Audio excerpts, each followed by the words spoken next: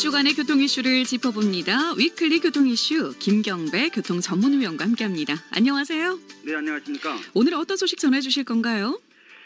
시간당 200mm 정도의 그 국지성 폭우가 쏟아지게 되면요, 붕괴 사고 위험도 따르지만 차량 침수 피해와 또 노면이 움푹 파이는 포토 발생이 안전을 위협하게 되는데요. 네. 반대로 폭염도 역시 그 직사광선이 도로를 닳으면서 노면이 들뜨는 현상 때문에 또 한 번의 안전운행에 대한 그런 위협을 받게 됩니다. 그래서 침수된 중고차 피해 정보와 또 사시사철 얼었다 달궈졌다를 반복하면서 쇠락해진 노면 실태를 좀 준비를 해봤습니다. 네.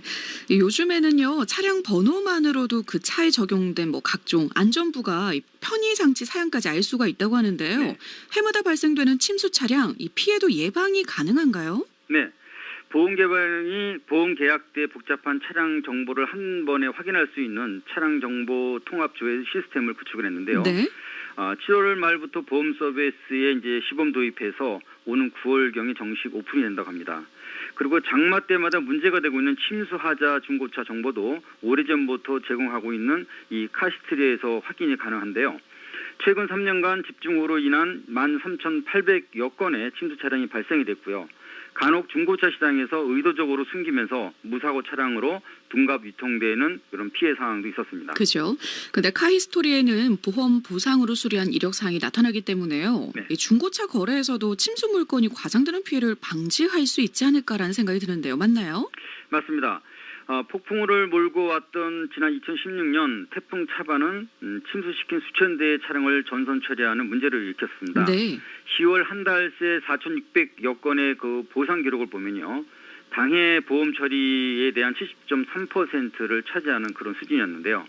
그리고 다음 해인 2017년에도 7월 한 달 동안 3,000여 대의 침수 차량이 발생이 됐고, 부품 부실로 인한 안전상 문제를 감춘 일부 침수차들이 버젓이 거래된 적도 있었습니다. 네.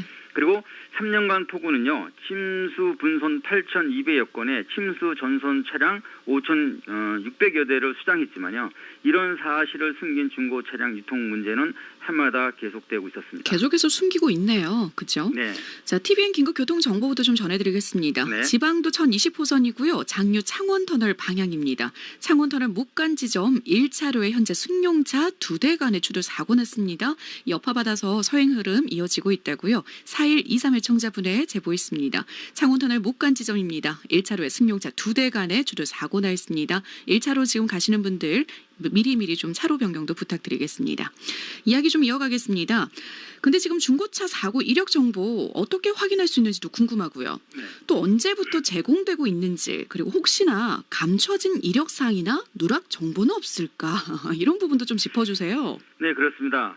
중고차 사고 이력 정보는 지난 2003년부터 자동차 보험 보상 통계를 토대로 해서 출범된 이런 서비스 기반이거든요. 네. 이런 기반인 만큼 보험 사고 발생 사실을 의도적으로 신고하지 않았거나 또 보상 처리를 받지 않은 경우라면 확인이 불가능한 그런 문제점도 없지 않아 있습니다. 네. 하지만 침수 차량은 폐차로 전락시키는 천재지변인 만큼요, 모든 소유자들은 보상을 받을 수밖에 없는 상황이죠. 이런 절차는 2011년 9월 침수 전선 차량에서 2017년 7월 침수 분선, 그러니까 일부 차량으로 이렇게 확대가 됐습니다. 그래서 정보 이용은요, 보험개발원의 카히스토리 사이트에 접속을 해서 무료 침수 차량 조회 서비스 클릭 후 차량 번호를 입력하면 바로 나옵니다. 네, 무료 침수 차량 조회, 이걸 기억을 해야 네. 되겠네요. 근데 차량 번호 하나로 침수 정보뿐만 아니라 사고, 주행 거리에 소유자 변경 이력까지 조회가 가능한데요. 네. 손해보험사들의 정보 연계는 자발적인지 아닌지 궁금한데요. 네, 침수차 유통 심각성은 2017년 1월 정부와 손해보험업계가 공론화했으니까 아마 자발적이겠죠. 그리고 네. 침수 전선 차량의 전수 폐차 조치에 이어서 2018년 4월 폐차 이행 확인제가 시행되면서요, 이력 정보 공개도 같이 시작된 것입니다. 네. 첨언을 하자면 운행이나 주차 중에 엔진에 물이 들어가는, 다시 말해서 배기구의 역류 현상 때문에 일어난 그런 것은 단순 고장도 만일에 그 자기 차량 손해담보로 수리한 경우라면요, 이령은 남지만 이때는 이제 침수로 보지는 않습니다. 아, 그렇네요. 자, 폭우가 끝난 후에는 이 태양열이 물기를 머금은 아스팔트, 이 바로 포장 위에 쏟아지고 있는데요. 네, 약화된 노면이 부서지는 포트홀로 또 안전을 위협하기도 하죠. 맞습니다. 폭우도 문제지만 아스팔트 포장 강도를 약화시키는 폭염 속 직사 광선도 도로 표면을 파손시키는 또 다른 위험 요인이 됩니다. 네. 표면의 강도가 떨어지면 도로면이 불쑥 치솟는 경우도 있지만요. 반대로 오랫동안 경화시키면서 균열을 일으키고 이래서 결국은 포트홀로 이어지는 이런 노면 파임 현상이 나타나는데요. 최소 타이어 파열에서부터 휠까지 손상시키는 사고 위험이 아주 큽니다.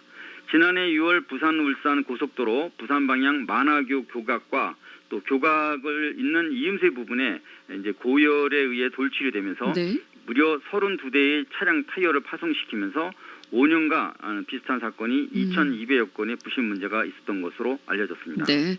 올해 폭염도 만만치가 않았습니다. 하지만 특히나 지난해는 숨이 턱하고 막힐 정도로 뜨거웠는데요. 네. 공항 활주로 관리에 가장 힘든 이 한낮 기온은 어떻게 되죠? 네. 폭염 경보 속에 떼약볕에 노출된 철판 표면을 한번 열화상 카메라로 재본 경우가 있다고 하는데요. 네네. 그 당시 150도를 가리켰다고 합니다. 와. 이 정도면 아스팔트 노면도 불쑥 솟아오르기 때문에 차들이 튀어나온 곳을 피해 지나간 상황이 되는데요. 당시 서해안 고속도로 안산 부근 3차로 도로가 솟아올랐습니다. 여기에 대해 도로공사는 땡볕에 약해진 도로를 차들이 다니면서 늘어났고 결정적으로 반대로 몰리면서 올라왔다 이런 설명을 했는데요. 네. 그런가 하면 또 상주 영천 고속도로에는 개통 1년 6개월 만에 곳곳에서 지반이 침하되는 현상이 나타났는데요. 33.6도 날씨에도 공항 계류장의 온도는요. 노면 복사열과 엔진 열기가 약 12도 정도를 더 높게 하면서 43.3도라는 이런 뜨거운 열기를 내뿜고 있습니다. 네. 도로 표면이 깨지고 벗겨지는 포토홀은요. 봄철부터 시작이 되지만요. 네. 국지성 폭우가 그치면서 더 기승을 부리고 집안 침하로 이어지는 것 같아요. 맞습니다. 타이어와 마찰되는 노면도 사실상 피곤합니다. 그래서 사시사철 달궈졌다 얼었다를 반복하는 사이에 네. 물기가 침투되면서 결과적으로는 포토홀 현상으로 이어진 상황인데요. 네. 노면을 좀먹는 현상은 지난 7월 부산 강서구 복림 지하차도 부근 2차로에 지름 40cm에서 20cm 사이 크기의 그런 구멍 또 깊이 10cm의 포트홀 5개를 발생시켰고 네. 이로 인해서 차량 6대 이상이 타이어 파손을 당한 경우가 있습니다. 네. 지자체 중 하루 평균 26.7건의 포토홀을 발표했던 경기도는요. 지난 2014년 국정감사에서도 연 3만여 건을 보고한 바 있어 이런 심각성은 아마도 전국 현상이 아닌가 이렇게 생각이 됩니다. 네. 주행 속도가 빠른 고속도로에서 만나는 이 도로 위의 지뢰는 더 위험한데요. 네. 통행료를 지불하는 고속도로 포토홀 상황은 어떻습니까? 네, 지난 2014년 국토교통위가 발표한 5년간 발생된 고속도로 포토홀 사고 건도 1,032건에 이르렀습니다. 네. 그리고 피해를 보상한 금액만도 8억 4천만 원을 달했고요. 이런 문제를 염려한 몇몇 지자체에서는요. 재포장 공사를 마쳤지만 포토홀 예방은 사실상 어렵고 신속한 보수에 지나지 않는 대응이라고 볼 수 있겠습니다. 네. 그리고 1932년 국내 최초로 서울 한강로에 아스팔트 포장을 시공했던 서울시 상황도 만만치가 않습니다. 전체 도로 면적 30.4%가 현재 노후 현상에 처해 있고요.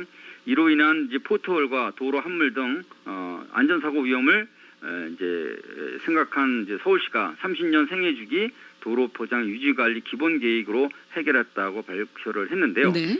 현재 6.3년 정도인 도로 포장 수명을 앞으로 10년으로 연장시키는 이 계획도 과적과 난폭 운전 또 안정적인 기후 동참이 없다면 네. 어떻게 될지 두고 봐야 사안인 것 같습니다. 그렇군요. 오늘 말씀 저희 여기까지 나누겠습니다. 네. 고맙습니다. 네, 감사합니다. 지금까지 김경배 교통전문위원과 함께했습니다.